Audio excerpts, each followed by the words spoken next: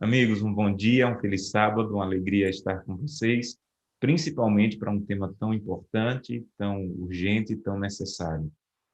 E eu quero começar com algumas considerações antes de irmos para dois textos bíblicos que vamos estudar hoje. A primeira consideração é que a chuva serôdia faz parte de uma série de eventos que já começou e que vai se ampliar mais perto da volta de Cristo. Então, a chuva serôdia, juntamente com a sacudidura, juntamente com o selamento, não são eventos que eu tenho que esperar para um dia lá à frente. São eventos que eu já tenho que começar a clamar e esperar para hoje. Vejam, alguns eventos relacionados à volta de Jesus, que eles não dependem em nada de mim. E há eventos relacionados à volta de Jesus que eles dependem da minha relação com eles. E a chuva serôdia, a sacudidura, são esses movimentos que dependem da minha resposta.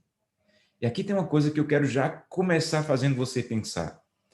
Há muitos adventistas do sétimo dia que estão gastando todo o seu tempo com eventos que eles não podem mudar em nada a data desse evento, a realização desse evento. Há adventistas que sabem tudo sobre viagem do Papa, sabem tudo sobre ecumenismo, sabem tudo sobre decreto, e você não pode fazer nada para mudar a data de um decreto dominical, para mudar o início da perseguição, para mudar. Você não pode fazer absolutamente nada. E há muita gente que está passando todo o seu tempo especulando na internet sobre esses temas e não está gastando o seu tempo buscando sobre os eventos que ele precisa dar uma resposta em relação a eles, como a chuva serôdia, como a sacudidura. Então, a primeira coisa que eu quero começar estudando sobre esse tema é o seguinte: eu vou ser bem claro com você. Eu sempre recebo e-mails, mensagens, ligações de pessoas dizendo: pastor, agora tem uma fábrica que está fazendo um chip que vai ser a marca da besta, agora vai ser assinado o decreto. E, para começar, nós sabemos pela revelação bíblica que a marca da besta não é um chip, mas mesmo que viesse a ser, eu não gastaria um minuto do meu tempo com essas coisas. Sabe por quê? Porque eu quero o meu tempo para as coisas que dependem de mim. Quando vai acontecer o decreto? Eu não sei, não depende de mim. Quando vai começar a perseguição? Eu não sei e não depende de mim. Sabe o que depende de mim? Buscar a Deus de maneira tão pessoal, tão íntima e tão poderosa, que quando a plenitude do poder do Espírito Santo for procurar alguém, ela encontre a minha casa, ela encontre os meus joelhos, ela encontre a minha esposa e os meus filhos preparados. Como o Espírito de Profecia diz, com o vaso para cima, a boca virada para cima, para receber a plenitude do poder. Então, primeira coisa que eu queria te chamar a atenção sobre esse tema. Eu acho que Satanás está enganando muitos, fazendo com que eles percam tempo com coisas que não dependem dele. E Satanás não está nem um pouco preocupado se você sabe tudo sobre perseguição, sobre tudo, sabe tudo sobre ecumenismo, sabe tudo sobre marca da besta. Ele não está nem um pouco preocupado porque ele sabe que você não pode influenciar em nada esses acontecimentos. E ele está desviando os teus olhos, o teu tempo, daquilo que você pode influenciar. Sabe o que é que você pode influenciar? Se você vai receber a plenitude da chuva, se na sacudidura você vai estar de pé. Você está entendendo? Então, a primeira coisa que eu queria que você pensasse essa manhã: pare de perder tanto tempo com coisas que não dependem de você e comece a investir muito tempo em coisas que dependem, que sim dependem de você. É claro que você deve conhecer as profecias sobre a perseguição, você deve conhecer as profecias, mas basta conhecer.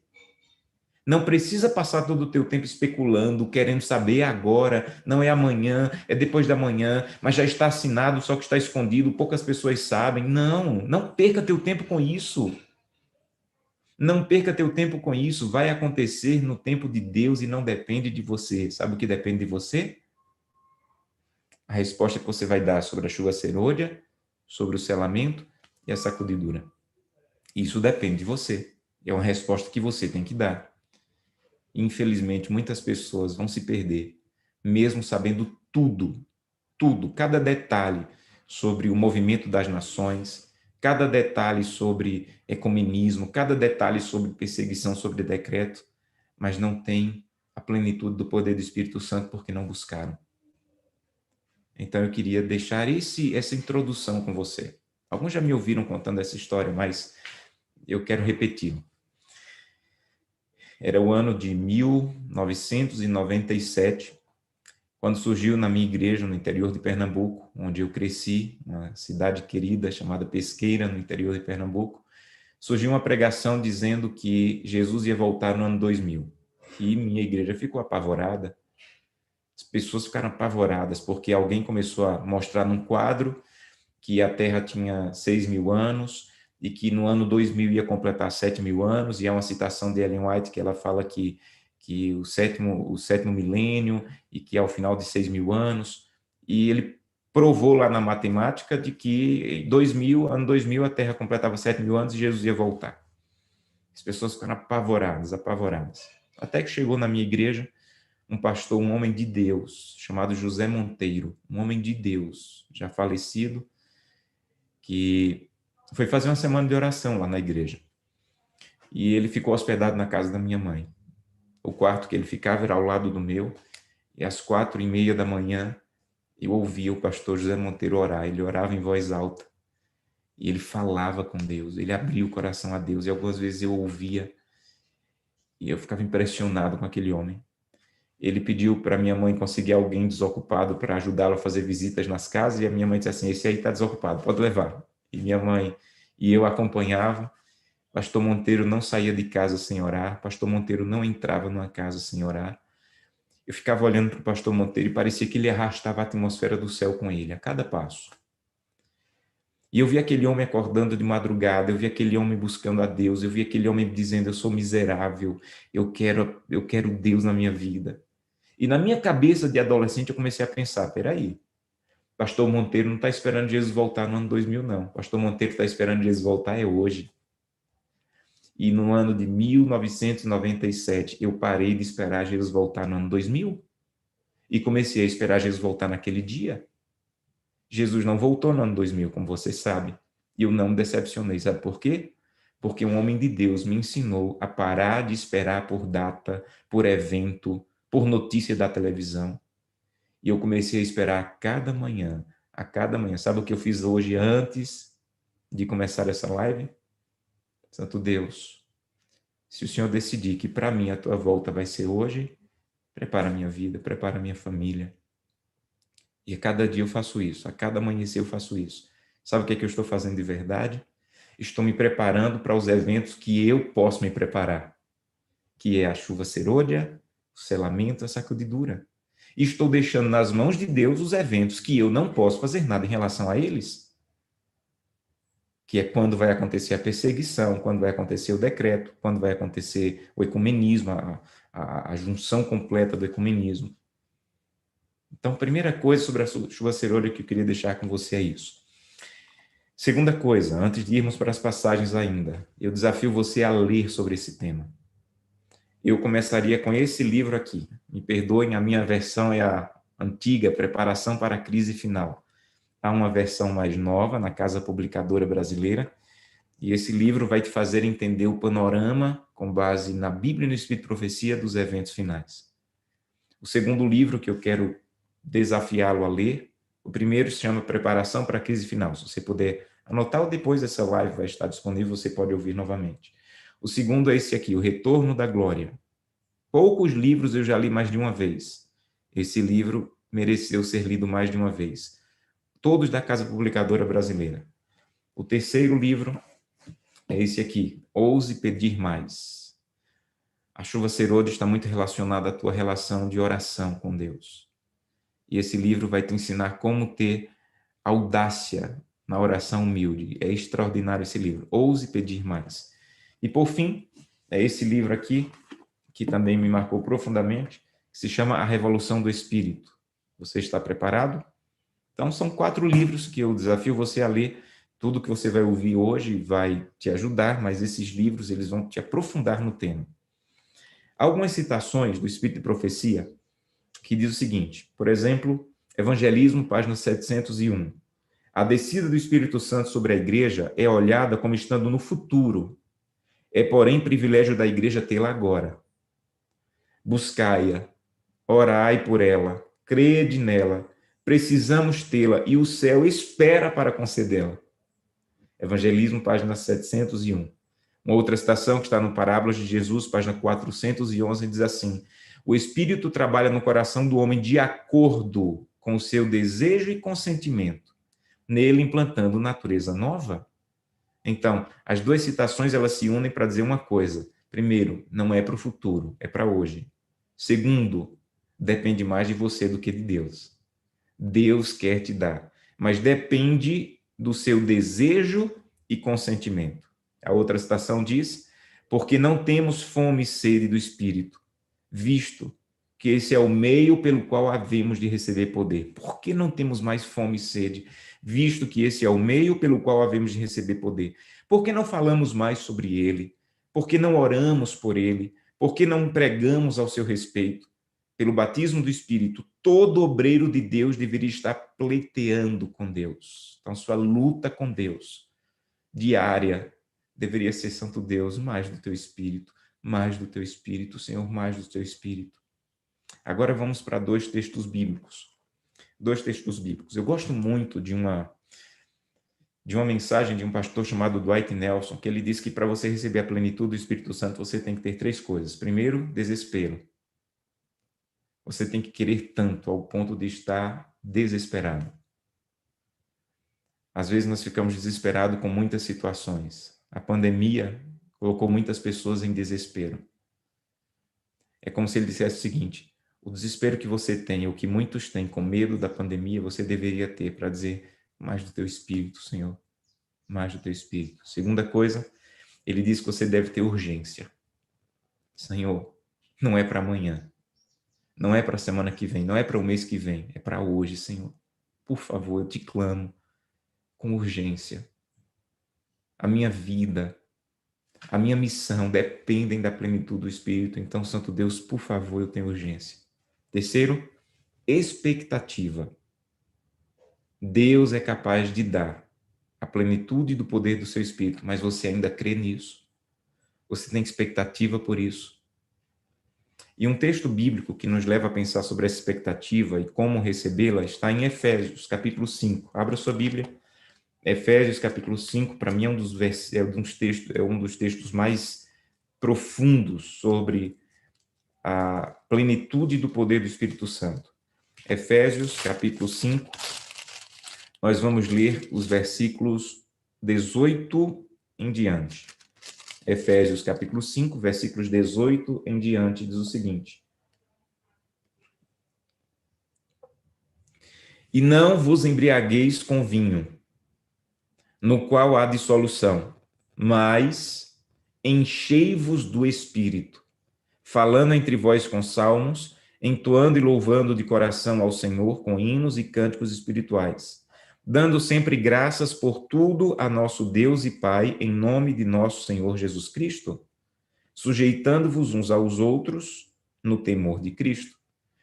A igreja de Éfeso, ela tinha um problema.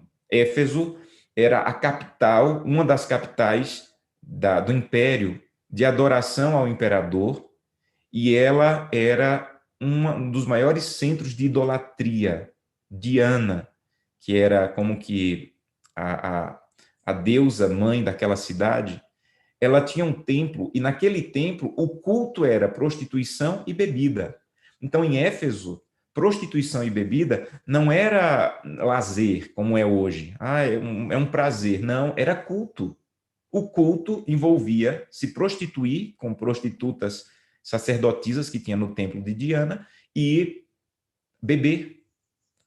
E quando as pessoas vieram para o cristianismo, elas tinham que parar com essas duas práticas. Por isso você vai ouvir Paulo falando tanto contra a prostituição, contra a bebida. Por quê? Porque não era só prazer e lazer como é hoje, era culto oficial. Então eles adoravam os deuses com prostituição e bebida. Aí Paulo diz assim: olha, vocês têm que parar de beber, vocês têm que parar de usar vinho. Vocês, ao invés de ficarem embriagados com vinho, eu quero convidá-los a ficar embriagados com o Espírito. A mesma ânsia que vocês têm de beber mais uma dose, vocês têm que ter de ter mais poder do Espírito. Então, não se encha de vinho, é isso que ele está dizendo. Se encha do Espírito. Não se embriague do vinho, se embriague da presença do Espírito, esteja completamente tomado. É isso que a bebida alcoólica faz. Ela toma cada célula do seu corpo. Cada célula do seu corpo fica mais lenta, prejudicada por causa da bebida. O mesmo vai acontecer com cada célula do seu corpo, se você tiver o Espírito Santo. Não vai ficar prejudicada, vai ficar cheia de poder, cada parte do seu corpo. Mas tem uma palavra aí que Paulo ele usa algumas regras da gramática grega que podem nos ajudar. Você não precisa saber grego, mas eu queria que você entendesse algumas coisas. Quando Paulo diz assim, enchei-vos do Espírito, ele está usando o modo imperativo, ele está usando a forma plural, ele está usando a voz passiva e ele está usando o tempo presente. Eu vou explicar isso para você. Um verbo em grego, ele tem modo, forma, voz e tempo. É mais profundo do que em português. E tem uma coisa importante aqui. Paulo, ele está dizendo no modo imperativo. Então, quando ele diz assim, enchei-vos do Espírito, não é uma dica, não é uma recomendação, é uma ordem. O imperativo é uma ordem. Ele não está dizendo assim, olha, quando der, se você achar que deve, se encha do Espírito. Ele está dizendo, eu estou te dando uma ordem. É uma ordem de Deus. Está no imperativo. Enchei-vos do Espírito, não é uma opção. Assim como amai-vos uns aos outros, também não é uma opção, também está no imperativo. Da maneira que você tem que se amar uns aos outros, é um imperativo para o cristianismo, encher-se do Espírito também é um imperativo. Segundo, ele fala na forma plural. Quando está no plural, o que ele está dizendo é o seguinte, não é para uma classe especial de pessoas, é para todos. É para todos. Não é para uma elite espiritual. Às vezes nós, infelizmente, achamos que há elites espirituais. Ah, quem trabalha na Novo Tempo, está pregando todo dia, é uma elite espiritual. Do jeito que Deus quer falar com pessoas que falam todo dia na Novo Tempo. Deus quer falar com pessoas que todo dia só acessam a Novo Tempo. É para todos. Não é para uma classe especial, não é para um povo selecionado, é para todos. Por isso Paulo colocou no plural. Terceiro, Paulo fala na voz passiva. A voz passiva, na língua grega, é uma voz como que dependência. É uma voz como de submissão. Então, ele diz o seguinte, você antes estava submisso à bebida. Alguém que é alcoólatra, tenta parar a bebida para ver se é fácil. Não é. Sabe por quê? Porque você está submisso à bebida. Ele diz assim, agora você tem que ser submisso ao Espírito Santo. Em outras palavras, o que ele está dizendo é, não tente dominar o Espírito, permita que ele domine você. Ah, meus irmãos, às vezes nós queremos usar o Espírito quando o Espírito quer nos usar. Às vezes nós queremos ser cheios do Espírito quando o Espírito quer nos esvaziar primeiro para poder nos encher. Às vezes a gente vai pregar e diz, Senhor, me dá o teu Santo Espírito. Na verdade, você está dizendo, me dá essa ferramenta para eu usar. Quando Deus quer dizer, e você é a ferramenta, meu amigo, não é o Espírito. Sabe como é que nós pensamos? Nós pensamos assim. O campo tem um campo muito grande para ser colhido. Muito, muito grande. E aí o trabalhador tem uma foice bem afiada. E se ele tiver uma foice bem afiada, ele vai terminar de colher logo. Então, na nossa cabeça funciona assim. O mundo é um campo a ser colhido pela mensagem do Evangelho. Eu sou o trabalhador que tenho que me esforçar pela missão. E o Espírito Santo é essa foice bem afiada. Se eu tiver o Espírito Santo, como eu vou terminar a missão de Deus logo. Como eu vou terminar a obra logo. Está errado. O campo realmente é o mundo. O Espírito Santo é quem colhe e eu sou a foice. O Espírito Santo não é um instrumento, eu tenho que ser um instrumento. Então a pregação do Evangelho não depende de mim ter o Espírito Santo, depende do Espírito Santo ter a mim. Então eu tenho que dizer, Santo Deus, o mundo está para ser colhido. Por favor, eu me coloco à tua disposição como instrumento. Usa-me com teu poder, com o poder do teu Santo Espírito para colher. Quem vai fazer a colheita dessa terra não é você. É o poder do Espírito Santo usando você. E às vezes nós invertemos. É por isso que Paulo está usando a voz passiva. Quem leu esse texto bíblico em grego e entende um pouco do grego, ele vai entender que Paulo está dizendo: se submeta ao Espírito, não queira que o Espírito se submeta a você. Então, às vezes, você vai dar um estudo bíblico e diz: Santo Deus, por favor, envia o teu Santo Espírito para falar comigo. E Deus diz assim: eu estava tentando falar com você em casa, pedindo para você pedir perdão para os seus filhos por sua agressividade. Como é que você quer que eu fale com você agora se você não permitiu que eu falasse em casa? Santo Deus, por favor, me dá teu Santo Espírito para pregar com poder. Fala comigo. Eu estava tentando falar com você em casa, para você pedir perdão para o seu esposo, para você reconhecer os seus pecados. No seu trabalho lá, quando você foi desonesto, eu tentei falar com você. Você não me ouviu, você quer agora? Você está achando que eu sou uma foice na sua mão? Não, você é a foice. Eu sou o trabalhador, diz o Espírito Santo. Então, quando Paulo coloca na voz passiva, ele está dizendo: se submeta. Quarto, está no tempo presente. Vamos lá. O presente no grego é diferente do presente em português. Quando alguma coisa está na voz passiva e no tempo presente, o que ele está dizendo de verdade é: tem que ser todo dia, todo dia, todo dia. Se estivesse no aoristo, se tivesse assim: enchei-vos do Espírito, e se estivesse no aoristo, que é outro tempo verbal grego, o que Paulo estava dizendo é o seguinte: Deus vai te encher e fique tranquilo, deite numa rede e pelo resto da vida você vai estar cheio. O aoristo é uma ação que acontece no passado e é completa no passado. Já o tempo presente é uma ação que acontece e tem que acontecer amanhã de novo, e pode acontecer amanhã de novo, e depois de amanhã, e depois de amanhã, e depois de amanhã. Então, quando Paulo está dizendo enchei-vos, ele não está dizendo assim, encha hoje e fique tranquilo para amanhã. Ele está dizendo assim, o de ontem não serve para amanhã, o de hoje não serve para amanhã. Ele está dizendo, enchei-vos todos os dias, em nome de Jesus, enchei-vos todos os dias. Enchei-vos, enchei-vos. Sabe, um dia eu ouvi um pastor me falar uma coisa. Ele me disse: Josanã, estou completando 40 anos de batismo nas águas. Eu disse: ô pastor, Deus seja louvado. Ele disse: deixa eu te ensinar uma coisa. O meu batismo nas águas já dura 40 anos. Eu nunca precisei ser rebatizado, graças a Deus. Porque o batismo na água, ele pode durar 40 anos, 50 anos, 70 anos e não precisa ser renovado. Você foi batizado na água, nunca se afastou, e aquele batismo de 70 anos atrás serve para hoje.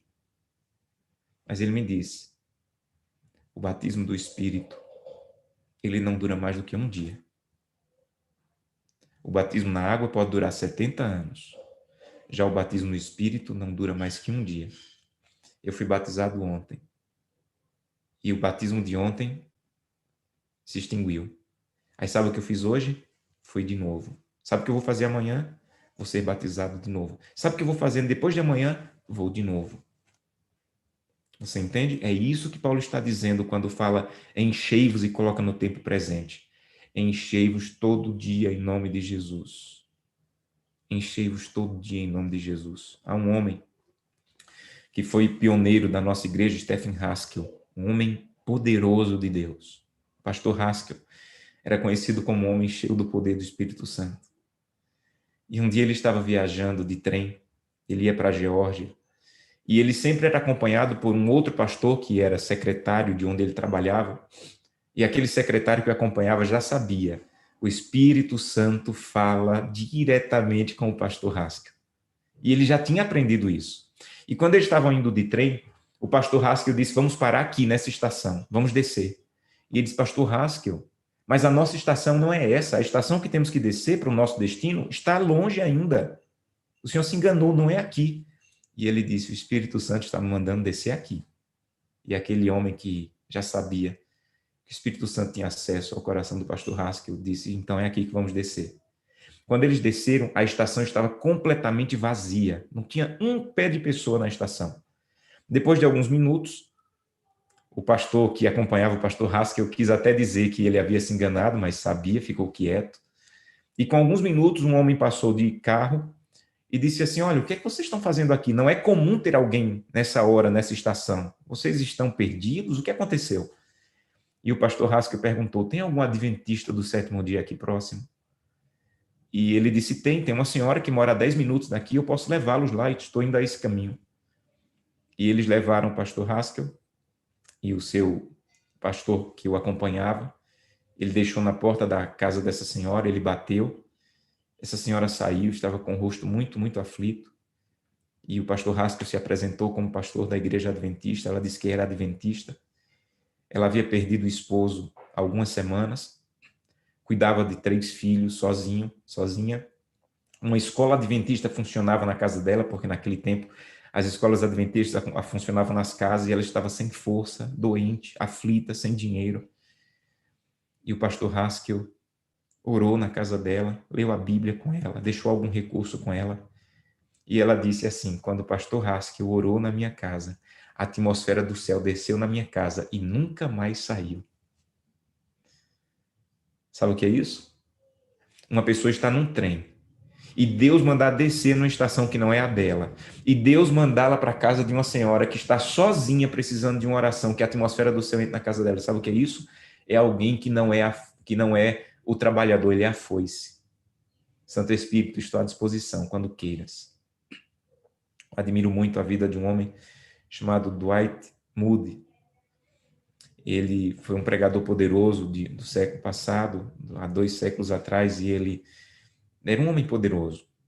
E uma igreja na Inglaterra queria muito convidá-lo. Ele morava nos Estados Unidos e a igreja queria convidá-lo à Inglaterra para fazer um movimento de reavivamento. E uma parte da igreja não queria. Não, ele não vai vir. Não precisamos dele. Para que trazer alguém de outro continente? Será que não temos alguém aqui que possa fazer isso? E uma parte da igreja queria, outra parte da igreja não queria. Começou uma discussão até que alguém disse assim: por que tem que ser o pastor Moody? Será que por acaso ele tem um monopólio do Espírito Santo? Por que tem que ser ele? Ele tem por acaso o monopólio do Espírito Santo? E alguém calmamente respondeu: não. Pastor Moody não tem o monopólio do Espírito Santo, mas o Espírito Santo tem o monopólio da vida dele. Pastor Moody não tem o monopólio do Espírito Santo, mas o Espírito Santo tem o monopólio da vida dele. Última passagem, eu termino com ela, Isaías 43. Isaías 43 é uma outra passagem poderosa, falando sobre o Espírito e a plenitude do Espírito. Verso 19. Verso 19, diz assim: eis que faço coisa nova, que está saindo à luz. Porventura não percebeis? Eis que porém um caminho no deserto e rios no ermo. Sempre que a Bíblia fala alguma coisa que você não entende, você tem que fazer uma pergunta. Então, quando o texto diz assim, eis que faço coisa nova, você tem que perguntar, que coisa nova é essa? Deus, que coisa nova é essa? Você tem que lembrar também que a Bíblia não foi escrita com capítulos e versículos. Quando Isaías escreveu o livro dele, ele não escreveu, agora é o capítulo 43, verso 19, agora é o 43, verso 20, não. Ele escreveu o livro sem capítulos e sem versículos. Foi quando se uniram os livros na Bíblia para facilitar encontrar que se dividiam em capítulos e versículos. Para encontrar é uma bênção, mas para compreender o contexto, às vezes não é uma bênção, porque você precisa ler o contexto para entender. E Isaías 43, verso 19, a resposta de que coisa nova é essa está no capítulo 44, verso 3. Olha o que diz aí. Que água é essa que ele diz que vai abrir no deserto, rios no ermo? Ele responde lá no 44, verso 3. Diz assim: porque derramarei água sobre o sedento e torrentes sobre a terra seca. Derramarei o meu espírito sobre a tua posteridade e a minha bênção sobre os teus descendentes. Então, sabe que coisa nova é essa que Deus tem a nos dar? É a plenitude do poder do Espírito. Essa é a coisa nova. Essa é a água que Isaías 43, verso 19 diz, que ele vai poder por rios no deserto, no ermo. Essa coisa nova, essa água que vai renovar é o Espírito Santo. Sabe? Como seria a tua vida se você tivesse essa coisa nova? Como seriam os teus estudos bíblicos? Como seria a maneira como você iria tratar a tua esposa? Como seria a maneira como você iria agir no trabalho? Como seria a maneira que você iria enfrentar essa pandemia? como seria a maneira que você iria encarar a possibilidade da morte se você tivesse a plenitude do poder do Espírito Santo. Então, sabe o que é o novo que Deus quer nos dar? Não é um novo pastor, não é um novo pregador, não é um novo, é um novo, nova plenitude do poder do Espírito Santo a cada dia. Esse é o novo de Deus. O novo de Deus. E é o novo de Deus que está disponível para você a cada dia. Eis que faço coisa nova. 4 vezes, no capítulo 43, ele fala de água. Se você ler o capítulo 43, 4 vezes ele fala de água, de água, de água, de água. Agora, por que não recebemos? A resposta está no versículo 22. Capítulo 43, verso 22. 43, verso 22, diz assim: Contudo, não me tens invocado, ó Jacó, e de mim te cansaste, ó Israel. Esse é um dos versículos que parece cravar uma faca no meu coração. Por que o novo de Deus não é novo em nossa vida? Por que o novo de Deus não está sendo realidade em nossa igreja? Aí ele responde: porque você não tem invocado a Jacó.